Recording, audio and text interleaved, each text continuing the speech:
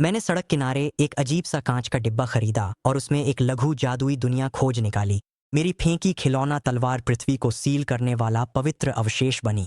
मेरे खाए झींगे का पंजा धरती हिलाने वाला प्रागैतिहासिक दैत्य बना। उनकी नजरों में मैं अनंत काल का सर्वोच्च देवता हूँ, पर असल में मैं बस एक कैंसर मरीज हूँ जिसके पास बस कुछ महीने बचे हैं। $50 की लग्जरी झींगा मंगवाने के बाद मैंने इस प्रोजेक्शन कांच के डिब्बे का अध्ययन करना शुरू किया। स्विच ऑन करते ही विशाल रेगिस्तान दिखा जिसमें छोटी आकृतियां गुजर रही थीं। मैग्नीफाइंग ग्लास से मैंने देखा कि वह एक जख्मी छोटी लड़की थी जिसका 2 बर्फीले भेड़िए पीछा कर रहे थे। मायूस होकर लड़की ने पीछे इशारा किया। मंत्रों से खुदी हुई एक जादुई तलवार रोशनी की लकीर बनकर उन 2 काले भेड़ियों की ओर जा धंसी।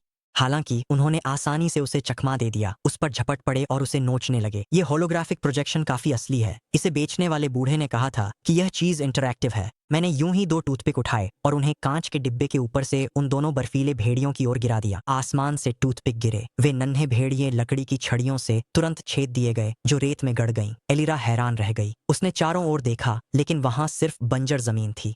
सोचने का समय न पाकर उसने जल्दी से एक रिकवरी पोषण पिया और ध्यान लगाकर इलाज करने के लिए पालथी मारकर बैठ गई। 15 मिनट बाद उसकी कुछ ताकत वापस आ गई। वह उन 2 विशाल लकड़ी के खंभों के पास गई और बेरहमी से मारे गए भेड़िया राक्षसों को देखकर कांप उठी। ये शक्ति किसी महान हस्ती की थी। मैं एलिरा हूँ, स्टॉर्महोल्ड से। मदद के लिए धन्यवाद। कोई जवाब नहीं आया। उसी वक्त वह वरिष्ठ अपना $50 का ऑर्डर लेने दरवाजा खोल रहा था। मैं झींगे लेकर कमरे में आया, तभी देखा कि डिब्बे में वह लड़की घुटनों के बल बैठी कुछ कह रही थी। मैंने झुककर उसकी बातें सुनी। रक्षक प्रभु, मदद के लिए धन्यवाद। कृपया अपनी पवित्र वस्तुएं वापस ले लें ताकि वे दूसरों के हाथ न लगें। पवित्र वस्तुएं? ये बस 2 टूथपिक्स हैं। प्रोजेक्शन के इफेक्ट्स कमाल के हैं। इसमें खुद कहानी बन जाती है। मैंने उसे नजरअंदाज कर खाते हुए उस लड़की को देखा।